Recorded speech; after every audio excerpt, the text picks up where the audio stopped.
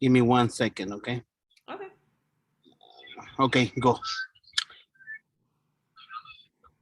Shabbat Shalom, everyone. We're just going to let people in from the waiting room, and then we will start.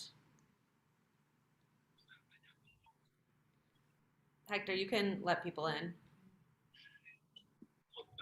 There you go.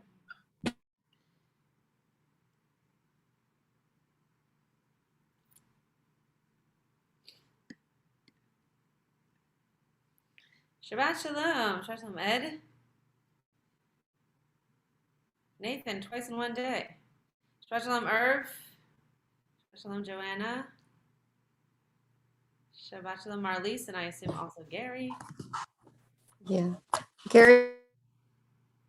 Shabbat Shalom, David Kaplan. Gary's father has yahrzeit during this week. He was wondering about an El Male.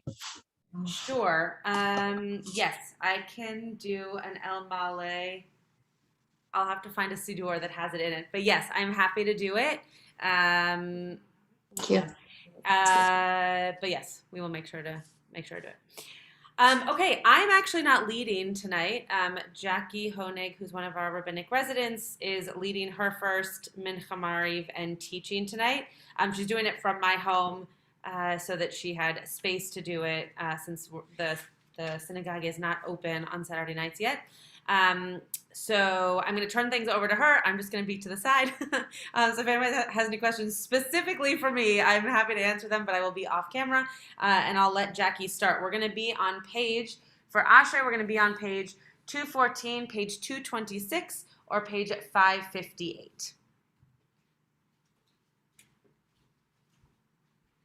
Ashrei shviveitecha, odialu chasela, Ashrei shikach lo, Ashrei shadonai Elohav, Hilav l'David.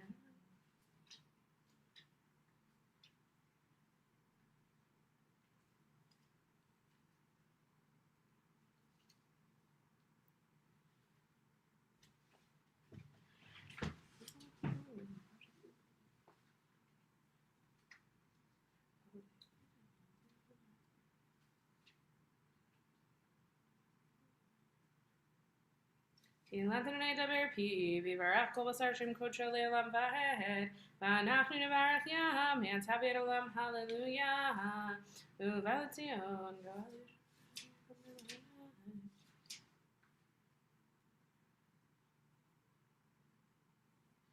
Kadosh Yoshev Tila Yisrael, the Karzel Zev Yamar, Kadosh Kadosh Kadosh, Adonai Tzvot, L'chol Haaretz Kevodo.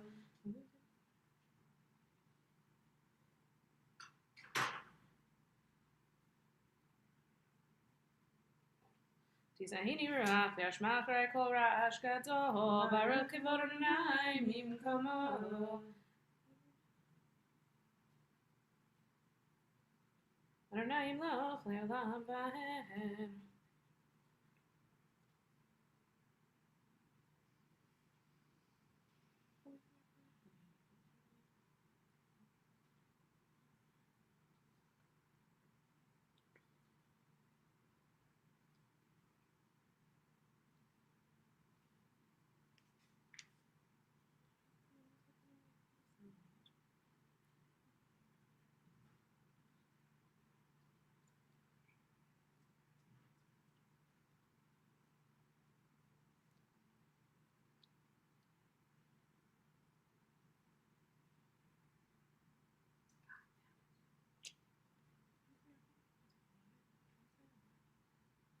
ויפתחו בך ידי שמך, כי לא עזבת דרכך אדוני, אדוני חפץ למנציקו, יגדיל תורה ויאדיר.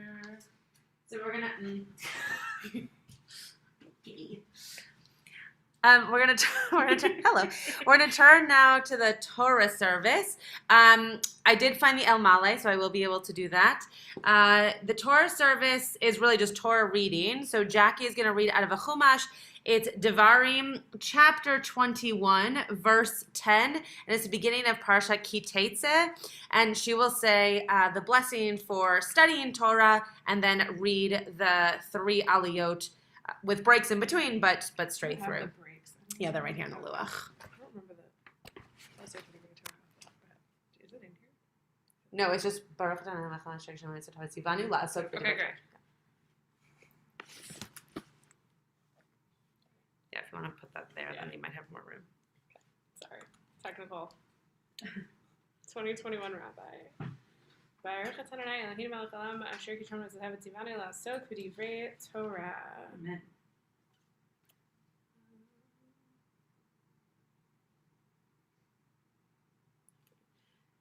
Ki tetzeh le'milchama olevacha u'na'no Adonai Elohecha b'yadacha v'shivta shivyo v'arhita v'shivya eshet yafat to'ar v'chasakta hava v'lakachta lecha le'isha v'havita el toch beitacha v'gilcha el rosha v'asta et tziparneha V'hasira et simlat shivya meleha ve'ashma b'beitacha uvachta et aviv et ima yerech yamim ve'achar kein tavo eleha v'alata v'hayta lecha leisha v'haya im lo chavatz rabba v'shochat lenafsha Ma'achor lo timkerna b'kasef lo titamer tachat asher inita Kein tichyan la'ish shei nashim ha'chat ahuva v'chat tznu'ah ve'eldu lo banim v'hava v'hasnu'ah v'haya Ben hamachor lasni'ah v'haya mayam hachilo et banav et asher yelo lo yuchal lebaker et ha'ahuva al pnei ben hasnu'ah habechor ki et habechor ben hasnu'ah yakir Lateit lo pi shnayim bechol asher yimatzeh lo ki hu rishitono lo mishpat habechora ki eleish ben sorer mareh eneinu shamea bechol aviv bechol imo ve'yisru oto ve'lo yishma lehem V'tafsu lo aviv imo v'otziu oto al ziknei ro ve'al sha'ar mekomo ve'amru al ziknei ro m'neinu zeh sorer moreh einenu shomea b'koleinu zolel v'soveh urgamu kol anshei ro be'avanim V'mehi uviar tahara mikirbecha v'chol Yisrael yishmu v'yira'u. All right, Gary, if you want to unmute and tell me the name of your father, I'll do an El Male, and if there's anybody else who has a yard set and wants an El Male, I'm happy to do one. You're unmuted. I'm muted. Okay. So, Yeah. so my father's name was Moshe ben Yitzhak. Moshe ben Yitzhak, okay. El Male Rachamim, Shochein Bamramim, Hametzeh Menucha Nechona, Tachat Kanfei Hashchina, B'ma'alot Kedoshim U'Torim, Kezor Kiyam Asirim, Et Nishmat. Give it to me one more time. Moshe ben Yitzhak. Thank you. Moshe ben Yitzchak shelach le'olamo, ve'gan eden te'menuchato, Ana balachamim hastireu v'setek nafecha le'olamim v'yitzror yitzror chaim v'nishmato Adonai hu nachalato ve'anuach b'shalom mishkavo v'nomar amen. Gary, did you want to share any words about your dad? A couple of little things. My dad was born in 1912. He came to the United States via that. He actually was able to, he and his parents were able to get to the United States right before the Kristallnacht, right before Kristallnacht. Again, from Germany. I never heard his accent, but everybody has sensed he had a heavy accent. That's the problem. And he fought in World War II. Since he spoke perfect German, they sent him against the Japanese, and he survived that war. And he worked hard, and he eventually got to LA. Met my mother, and they raised two kids. They never had a lot of money, but they they had good values, and they raised two good sons. Well, Yehi Zifro Baruch, may his memory forever be a blessing. And thank you for sharing a little bit of his biography with us. We'll continue now with the Whispered Amidah, which can be found on page 223 or page 234 or page 574.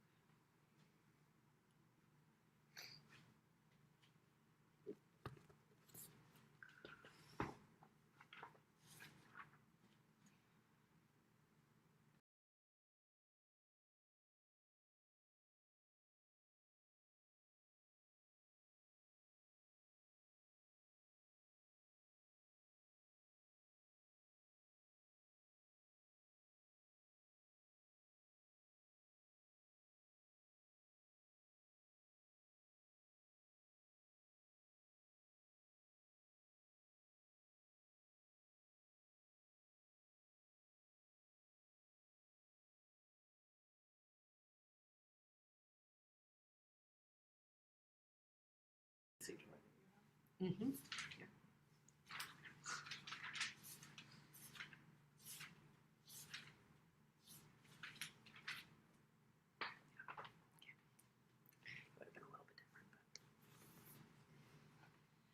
Aleinu can be found on page 231, page 248, or page 598. Take it a lot of time.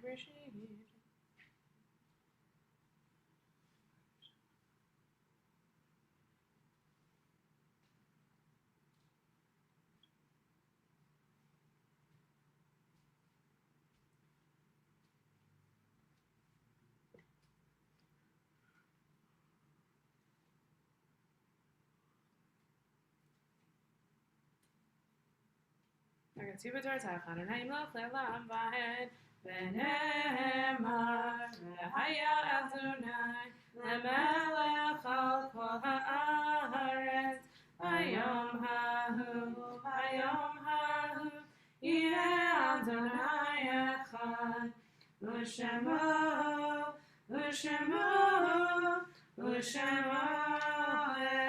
אחד. Mourner's Cottage, page 232, page 249, or page 600. יתגדל ויתקדש שמי רבה. Amen. נעמד יברח ירצה וימליך מלכותה וחייכון ויומכון ובחיי זכור בית ישראל ועגלה בזמן קריב ויאמרו אמן. יהי שמי רבה מברך לעולם עולמי עלמיה. יברך וישתבח ויתפאר ויתרומם ויתנשא ויתהדר ויתעלה ויתהלל שמי דקודשה ברכו. לילה מן כל ברכתה ושירתה תושבחתה ונחמתה דמירן בעלמה ואמרו אמן. יהי שלמה רבה מן שמיה וחיים עלינו ועל כל ישראל ואמרו אמן.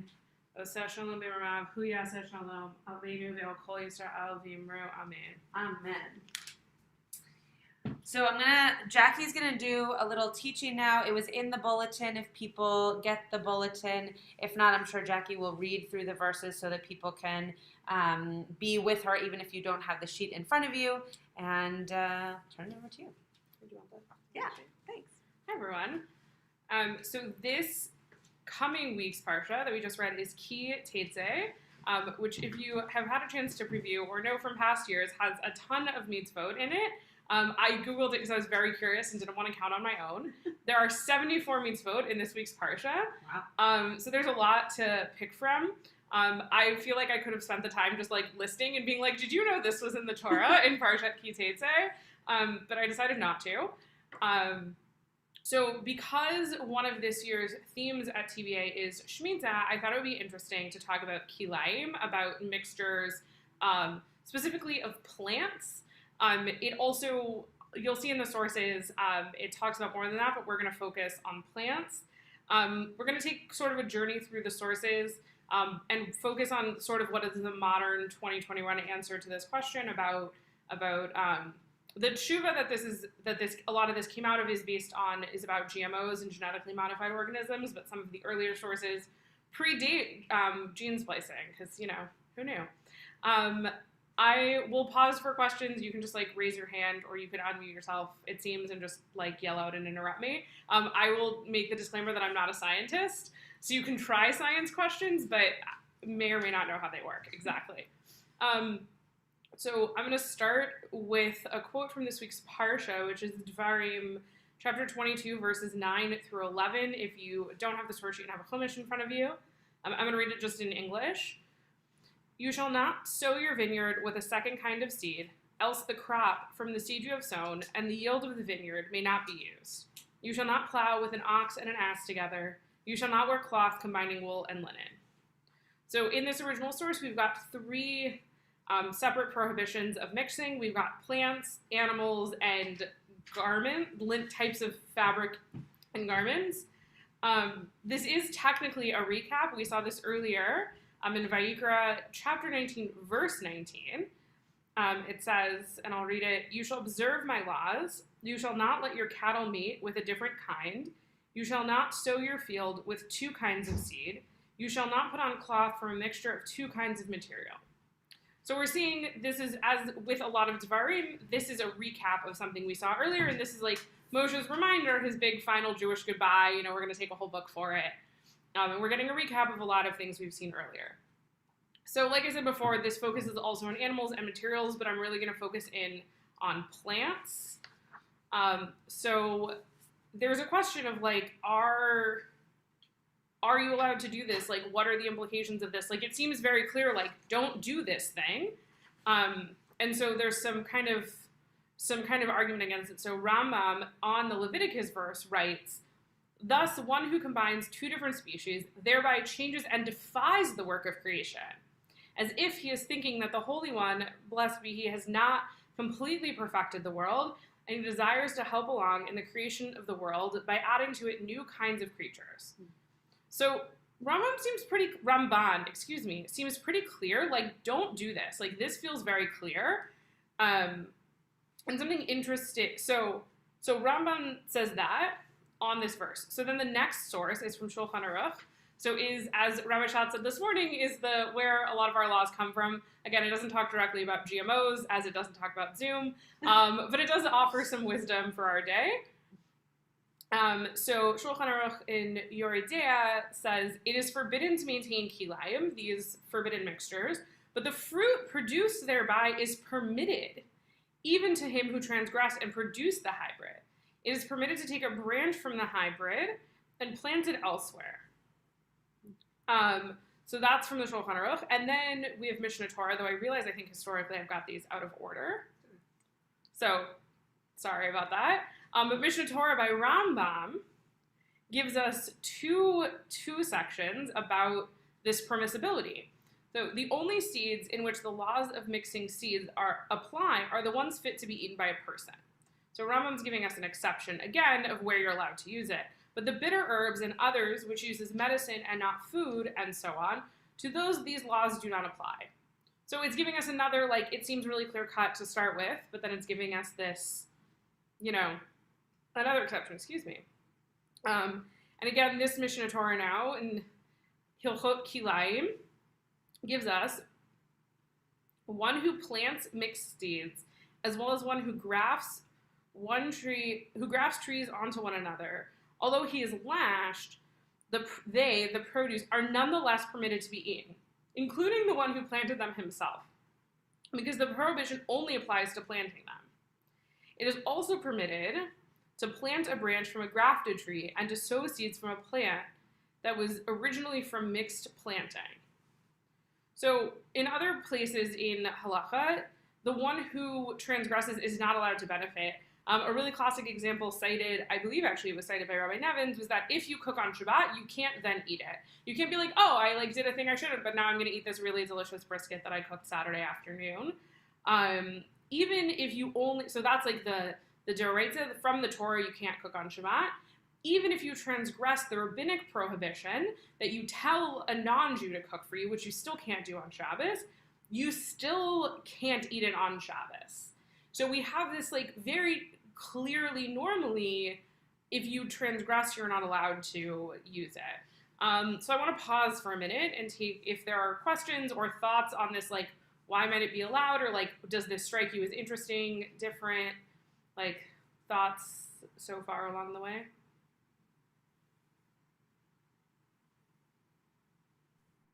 I'm not a scientist, but when I read stuff like this, I think of two things: seedless watermelons and Honeycrisp apples. And what I mean by that is that when I was a kid, I never knew a watermelon that didn't have seeds in it. I'm 60 years old. And I'm saying is that, and I never recalled ever seeing a Honeycrisp apple. So we clearly, engage in various machinations of plants in our actual lives. Yeah, definitely. So I knew about seedless watermelons. I did not know Honeycrisp apples were a new development. I will confess, I'm really spoiled. I lived in Michigan for a year and a half, and the apples there are the best apples I've ever eaten in my life, and they're fresh and cheap and delicious, and I don't think I've eaten apples since, because Honeycrisp apples, they're really good. So thank you, genetic modification, for my Honeycrisp apples. And God for allowing us to do these things. So clearly this is a thing that we do. So I think it's really interesting. Unless anyone has any other thoughts, I'm gonna move on from Rabbi Nevins. But isn't it okay to have Honeycrisp apples and to have seedless watermelon because it's something you're going to eat? Isn't that what we just learned? Yeah. Okay. So it's fine because it's not because it's something you're going to eat. It's because even the one who did the kilayim, who did the mixing, is permitted it, even though it seems clear that you're not. And so the question is why? Why? But it says in the Mishnah Torah, the only seeds in which the laws of mixing seeds apply are the ones fit to be eaten by a person. So I guess all I'm saying is, isn't it okay to create a Honeycrisp apple, which I just ate today and is delicious, and is it okay to create seedless watermelon? I was going to say waterless seedless because it's something that that you're going to be eating later on. Isn't that what the Mishnah Torah is saying? So Mishnah Torah here is talking about that you're allowed to do it for bitter herbs and medicine and not food in 1:4. Not- And then 1:7 is saying that you're allowed to eat. You get lashed for it, but then you're allowed to eat it. Does the Torah say why these things can't be mixed? No, it's considered one of the hukim. So the verse right before, which I don't have in front of me, but it's interesting that you ask that. Hold on, now I'm going to look it up because I want to read it to you. Is before it, and I think, if I remember correctly, if not, then it's somewhere else. Hold on, I'm in Shoftim. I'm real close. 24. It's 22:8. Specifically names it as. Okay, it's not in here. Maybe it was before the Leviticus verse. In one of these places, it's in the Vayikra verse. Sorry, it's staring me in the face. At chukotai tishmeru. So it specifically calls it a chuk. So often when we talk about categories of Jewish law, we have chukim and mishpatim. We have our mishpatim that like sort of make sense, like don't murder and honor your parents. And then we have the chukim are the things we do like stam because God says so. And so it's really invoked here that this is a thing that you should do because God says so. Well, one of the things that struck me when I read this was that there's so many things in Judaism that are characterized by separateness. You know, we separate milk from meat, we separate the Shabbat from the week, we separate wool from linen. So we're separating, making sure that, we do this. So we see this a lot, but when I first read this, I wanted to say that I viewed this as being limited to vineyards. I mean, if you look at the first statement, you shall not sow your vineyard with a second kind of seed. It's interesting they expanded it to food and all these types of things, but it seemed like it was specifically talking in the Torah to vineyards, which really doesn't touch, unless you're making wine out of apples or something, So it's interesting. So two thoughts on what you're saying. So one, so this Devarim verse is the repetition of what we saw in Vayikra. And in Vayikra it says, Sadcha lo tizra kilayim. So it originally talks about field, and then in the repetition in Devarim, in this week's parsha, we get vineyard. So it does give us both. But something, to your first point though, something I think a lot about in Judaism is the rabbis really like binaries. Like the rabbis really like they really like tov v'ra, and they really like this like concept of you're either this or this, that you're either a horse or a donkey. Like I never considered it in this way though, that like the rabbis might have like iffy feelings on like mules and like how it's so baked into our system. That gives me like so much to think. Like I'm going to be thinking about that for a while because I think a lot about what are the binaries that the Torah and the rabbis really give us, and how in 2021 so many of them are like not the way that we walk in the world in the same way that they did. But I wonder if with animals, it's different because the way that a mule is produced, like, could happen on their own. Whereas kilayim, the human needs to produce that combination, or shatnez, right? Like the human needs to put the things together. Whereas like two species can mate and create another species without us telling them to. So I wonder if that's a different. I agree with the binaries piece. I just wonder if that's a distinction that the Torah is making. That even though it says you shall not let your cattle mate with a different kind, that they're not as worried about if that happens, what category that animal is in. But because the seeds could, if you plant them close to one another, they're going to germinate. That's your fault for planting them so close to one another, though.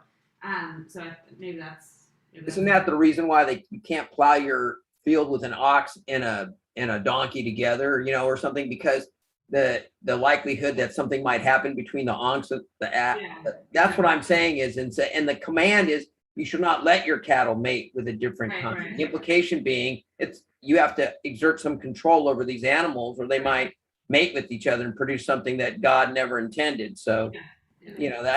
That's how I read that, but but because I'm like thinking, why can't an ox and a donkey plow together? What does it matter? Right. I guess so that's mixed dancing, Brent. Right? It's mixed dancing. Well, it was interesting because I was reading on it, and I didn't necessarily want to go down the animal path, just because the animal is actually a lot more complicated of a question, because it has to do with like it comes Tsar Balei Chaim, like the suffering of Yeah. animals comes up, so it's like a different direction. But I was doing some reading on it, and the reason you can't let them plow, you can't have them plow together, is because then you would store them in the same barn, and then they might come to dance together. There might be some like Mixed mixed dancing. dancing. So Awesome. yeah. Love And it. it, We all know where mixed dancing leads. Yeah. yeah, exactly. So coming back to the question of like, why is this allowed? Because I also thought it was very interesting. Like, I definitely learned a lot of like, once you transgress, like you can't use it anyways, so like don't do it. So Rabbi Nevins, I'm not going to read the whole thing word for word. I don't know if anyone else has ever read Shuvot by Rabbi Nevins, but they are wonderful and dense and, you know, in a lot, but they're great. But his answer basically is that there's no way to tell, and I think it's funny that you brought up Honeycrisp apples, that I was like, oh, I had no idea. And so he actually thinks that it was he postures that it was a leniency, that there was no way to know at the marketplace if this fruit came from a like if it was a mixture or if it was just a regular piece of fruit. Which in today's world is interesting because like seedless watermelon is clearly so distinct from a regular watermelon. But I'll be honest, I don't eat a lot of watermelon. I don't know that like I could, if it wasn't labeled, which they don't, I'm assuming they didn't have like the cute like Trader Joe's artists in the ancient world. I couldn't look at a melon and tell you if it had seeds or not. And so he like postures that that's where it comes from. And he brings up the example of tithing, that also you needed to make sure your fruit was tithed, but that you could do after. If you weren't sure, you could go back and you could tithe it. But there's no fixing it. There's no coming back from it having been produced in a way that you can't use it, which I thought was really interesting, that the rabbis, ultimately at the end of the day, have this eye towards how do we walk in the world, both as, especially I feel like the rabbis, even more so than people in times of Torah, like how do we walk in this world, in a diaspora world, and we see this here, I think, really, of the rabbis had to give a leniency, because if not, they would have really struggled to find the food that they needed. So we're going to jump a little bit. So that's kind of the basis of where it comes from. There's kind of our basis of Torah, Mishnah Torah, Shulchan Aruch, of like what does the old world tell us? But then the old world doesn't have a lot to say specifically about the question of like genetically modified organisms. As fascinating as it is, they had no concept it was going to happen. So when addressing it in this tshuva, Rabbi Nevins prefaces a little bit with when it comes to novel questions of halacha, there are two different approaches. There's legal formalism and values-informed, or purposive legal interpretation. That is the word. I wrote it down so I wouldn't butcher it. So the Tiferet Israel gives us the legal formalism argument, and he says, for regarding any manner where there is no known reason to forbid it, then it is permitted without necessitating a reason, for the Torah did not mention the entire range of permitted actions, only those things that are prohibited. So he basically comes in and says, Torah didn't say, don't genetically modify your fruit, have at it. Which I think, at least for me in 2021, it feels very challenging. I can't imagine, even in the deepest of deepest Bible codes, where they would have been like, it's allowed to use Zoom on Shabbos, or it's allowed to eat seedless watermelon. And so for me, like, this argument I find challenging. So the other argument that he lays out is a values informed decision, and it ends up having a lot of ethical questions. So he talks about you can genetically modify three kind of sorts of broad categories. So you can genetically modify plants and plants. So we have lots of genetically modified like corn nowadays that grows bigger and stronger and is more resistant to pests. You can genetically modify animals. So first of all, you can clone an animal like Dolly the sheep that I was fascinated by as a child. But you can do that, and then you get into genetically modifying humans.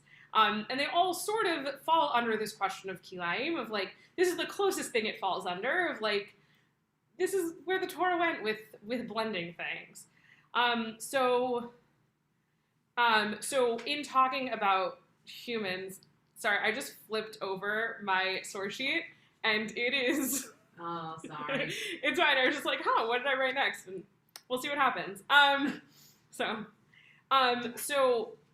in the Tshuva, Rabbi Nevins talks a lot about like the concept of eugenics when it comes to genetically modifying humans. So that's like a totally different set of questions. But he really comes back. I really wanted to focus it in on plants, and the implications are really different. So the reason that people nowadays genetically modify plants, generally, from my understanding, has to do with the ability to produce more crop, to produce it more easily. It becomes less water dependent. Like rice, you can now grow more rice. I think in some things they've extended the season. And this really hangs on, it really hangs on the fact that it's permitted in all of these ancient sources. Yeah. So there's also a tshuva that's super interesting, also a little bit dense, on, sorry, one second. It's called Curiouser and Curiouser, which it took me a really long time to find it because that's the name of it, and it's about the kashrut of genetically organized foodstuffs by Rabbi Avram Israel Reisner. And he, again, it's very long. I put the whole thing here if it's like interesting to you. But in summation, basically so as early as the Tosefta, the products of the prohibited mixing were allowed. It's from very early sources. And so he comes back and says that like that was clearly forbidden was then permitted to them. It was clearly forbidden to put your seeds in the same pot and then grow a tree from it.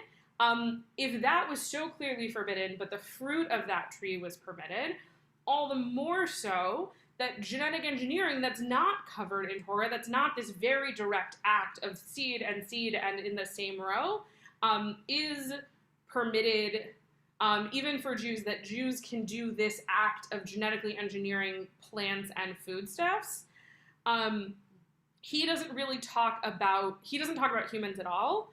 But he does a little bit talk about animals. I just want to point to number 3, his conclusion at the end. On the matter of gross changes in the characteristics by which species are recognized, it remains necessary to engage in further study and consideration. So he also kind of gives similar but different to Rabbi Nevins and basically says, like, plants, have at it. Like, you want to genetically modify your corn and your rice and your Honeycrisp apples, like, go for it. But he also really is not into the animal thing.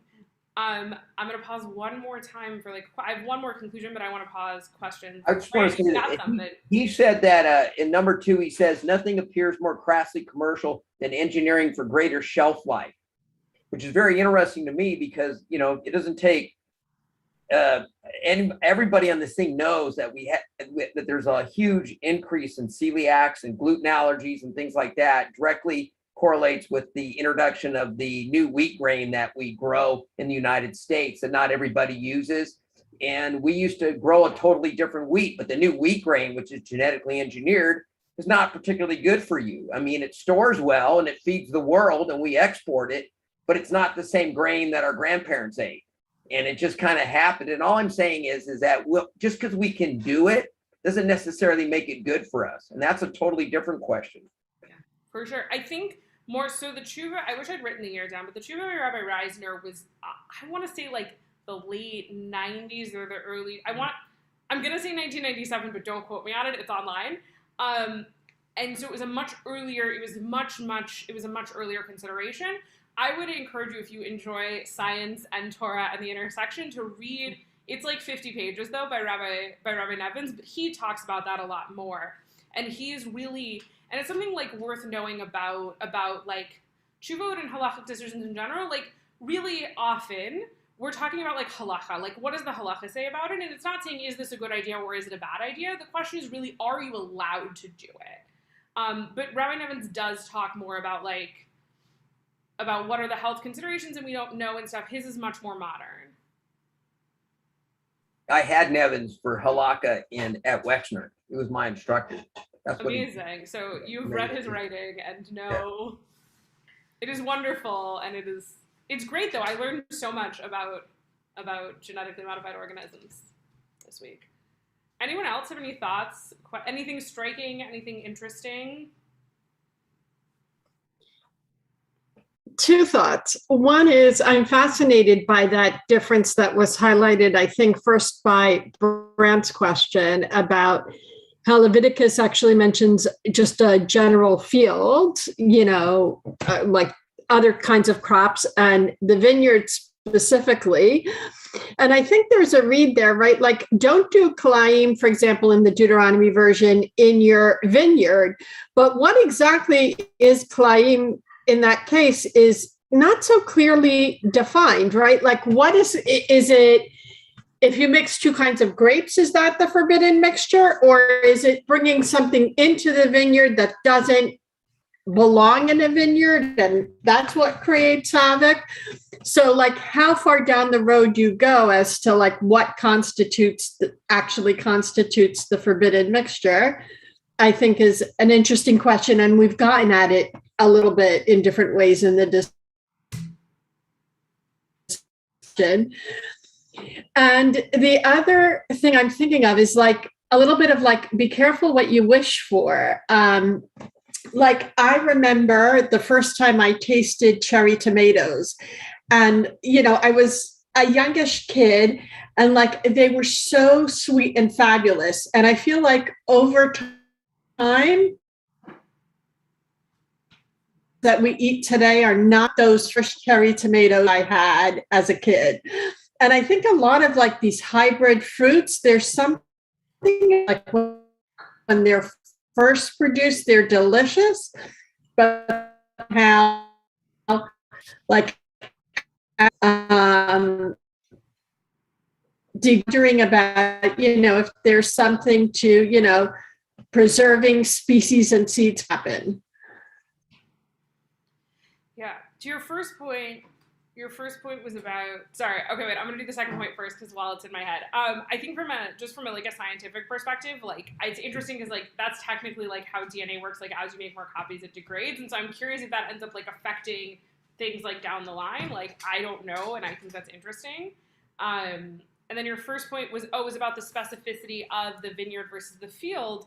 And again, in what I was reading, I know one of the concerns, and I don't remember who brought it out, but one of the concerns was creating something that couldn't be perpetuated. And so like, and I was talking to a friend about this, and we were talking about like selective breeding of like dogs. Like, people breed dogs nowadays for like weird characteristics. Like, some of them are like cuteness, and some of them are like very specific like show dogs. But that dog is still a dog, and so it's really not a problem. But they're concerned about the continuation of the line, and so I would imagine, again, I don't know exactly how the science works, but I imagine like grapes and grapes, if you put two grapes together, you're still going to have a grape that can have baby grapes, which is not the right way to say it, but like that will continue that line.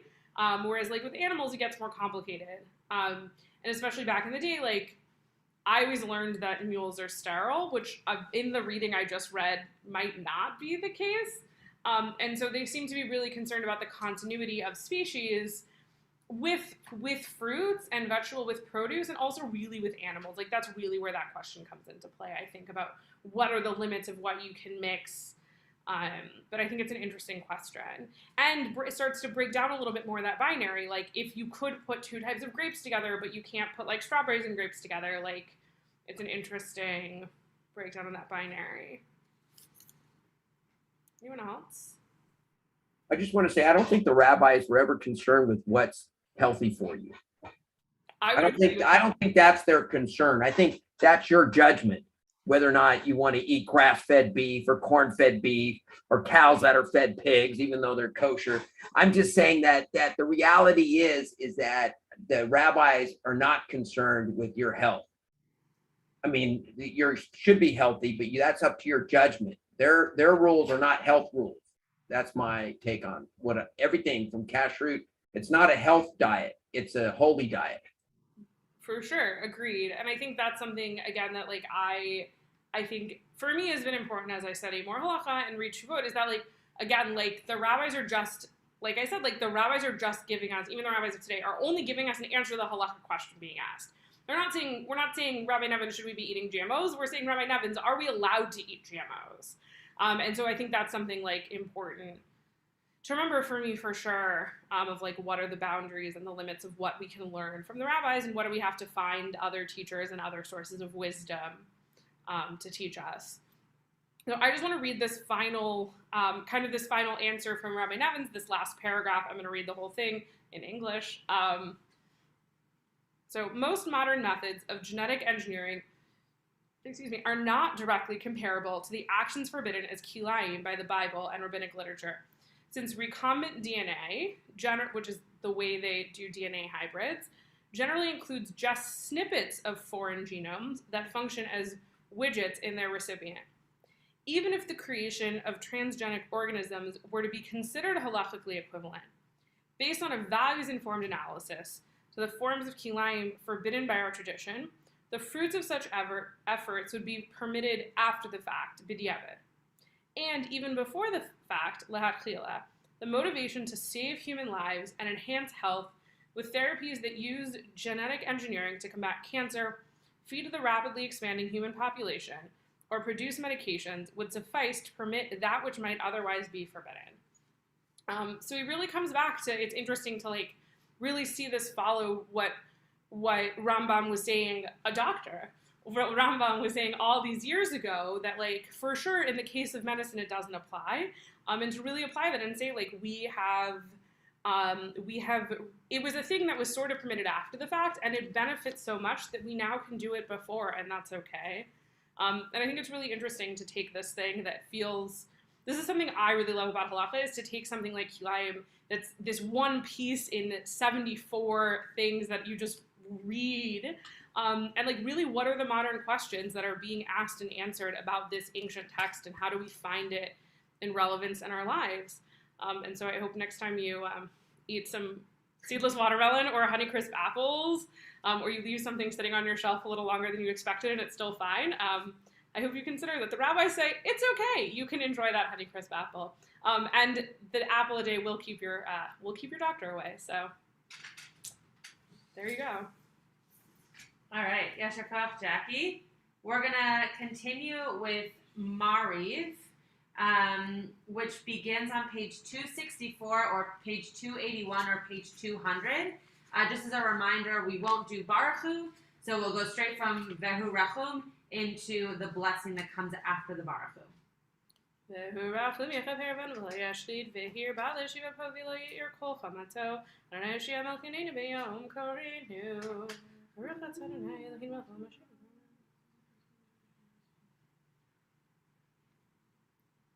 Ma'avir Yom U'Mimi Laila Mavdil Ben Yom U'Vein Laila Adonai Tzvaot Shemo Chai V'Kayam Tamidim Lo Cholinu Le'Olam V'Hed Baruch Atah Adonai Hamarim V'Aravim Avat Olam Beit Yisrael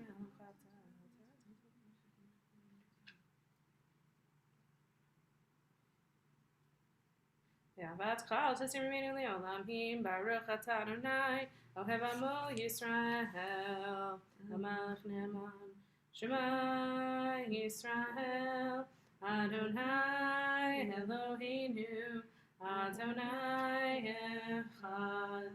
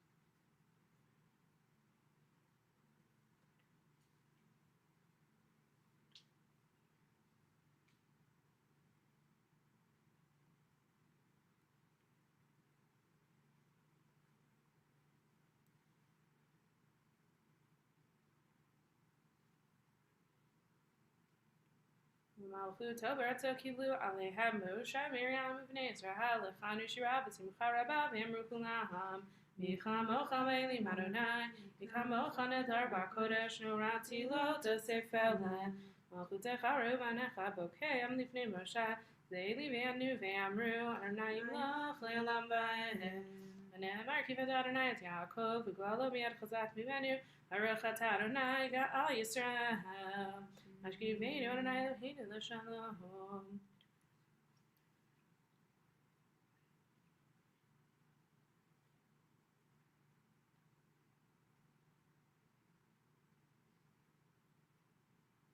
Mishmor Tzeitzenu Venu Chaim L'Shalom Yatav Olam Baruch Atah Adonai Shomer Amo Yisrael La'ahad Baruch Adonai Le'olam Amin V'Amen.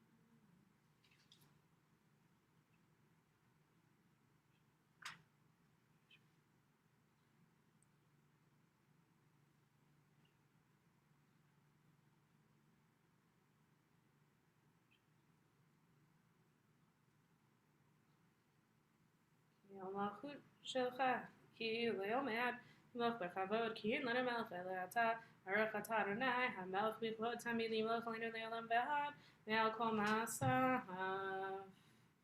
It's Chazikash, right? Okay. We're going to turn to the Whispered Amidah, which can be found on page 270 or page 286 or page 210.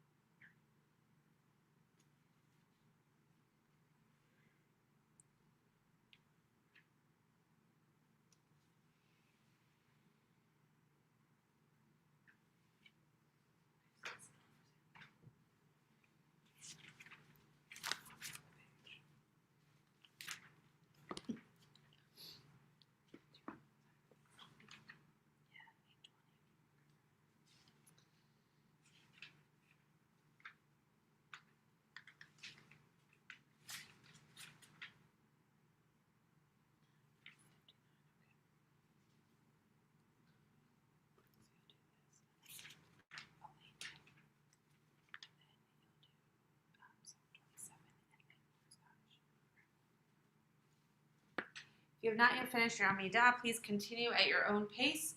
Jackie will pick up for us on the bottom of page 279 or page 292 or page 682.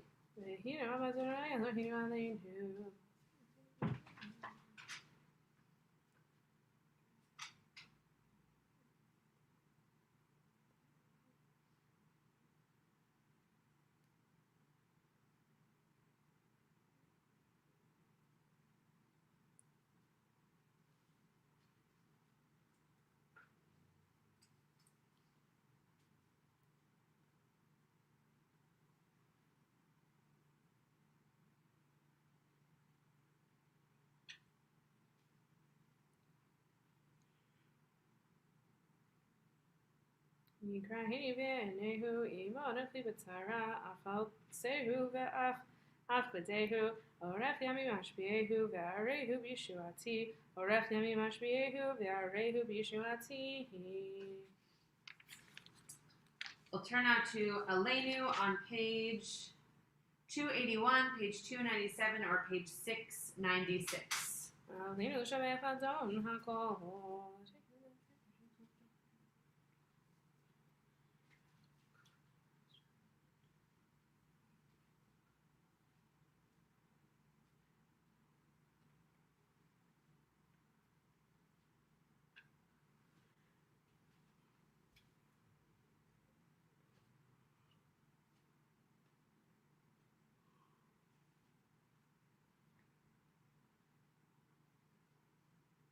Kakatubatar tachanay l'chelam va'ed v'nehemar v'haya Adonai lemelech al kol ha'aretz v'yom hahu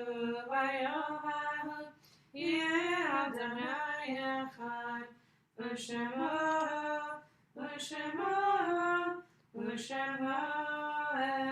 echad. We'll do Psalm 27, which can be found on page 59, and then we'll go to Mourner's Kaddish. L'David Adonai rivi simimi ra.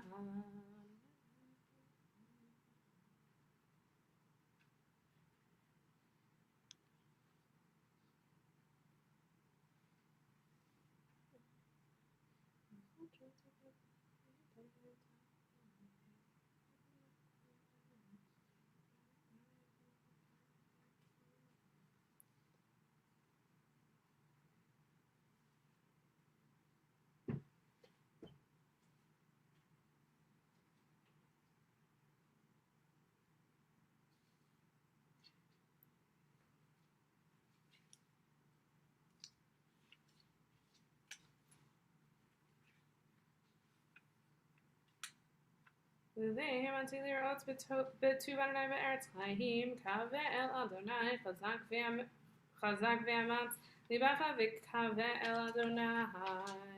Mourner's Kaddish, page 282, page 298, or page 698.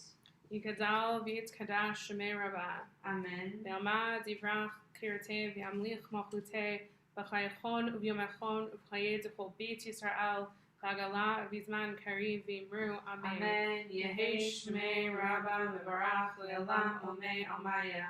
Yitzbarach v'yishabach v'yitzpa'ar v'yitzramam v'yitznaseh v'yitzhadar v'yitzaleh v'yitzhalal shemei d'kudusha b'reichu. Le'la min kol berchata v'shirata tushbechata v'nechamata zamiran be'alma v'imru. Amen. Yehi Shlomo Rabbah min shemaya v'chayim alinu v'al kol Yisrael v'imru. Amen. Oser Shalom Rav, Pluya Oser Shalom Alinu V'al Kol Yisrael V'imru. Amen. We're going to bring you over here to do Havdalah. Just because it makes more sense. So give me one second. Just this tiny candle, and I was like, that's terrifying.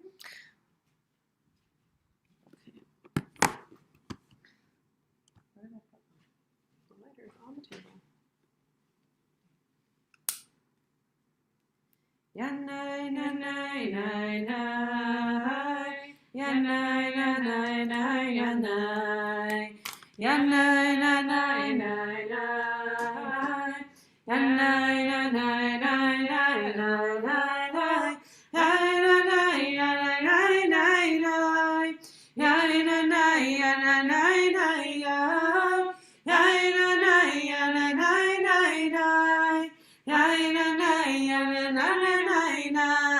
הנה ישועתי, אפתח ולא אבחן. כי עוזי וזמרתיה, אדוני ויהי לי לישועה. ושפתם מים בששון, ממעייני הישועה. לאדוני הישועה, העמך ברכתך סלע, אדוני צבאות עמנו. משגב לנו אלוהי יעקב סלע, אדוני צבאות, אשרי אדם בוטח בך, אדוני יושיע, המלך יעננו ויום קראנו ליהודים.